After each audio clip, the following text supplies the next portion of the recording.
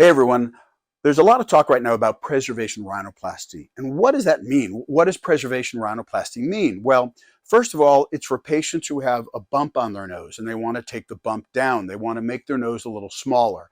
Well, there are a couple of ways to do that, and I want to use this illustration to explain the two different ways to do it. So we'll start with this. Let's imagine that you have a really long Q-tip and you want to make it into a shorter, smaller Q-tip, right? You want to go from here down to here. Well, there's two ways to do that.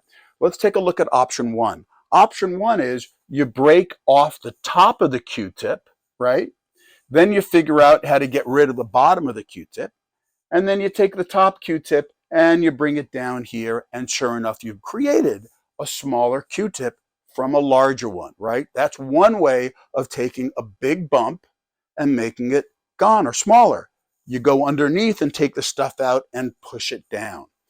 That's what preservation rhinoplasty is. The other solution, option number two, is what's called structural.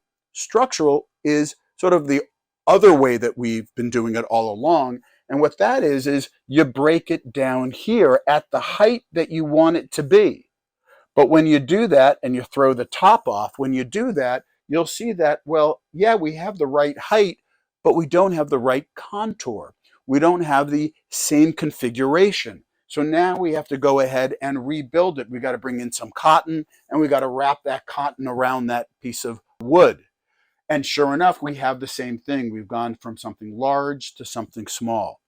So preservation rhinoplasty is preserving that wood-cotton relationship, but destroying the bottom portion and then figuring out how to drop it down.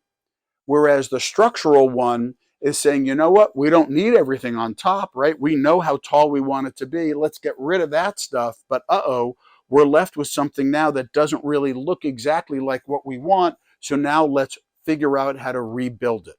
Okay, so one is preservation, one is structural. I don't know if you could argue which one is less invasive. I don't know if you could argue if any one of these is less involved. I don't know whether or not you can even say that preservation rhinoplasty really is preserving, right, the entire structure, because in both cases you're breaking it and throwing something away.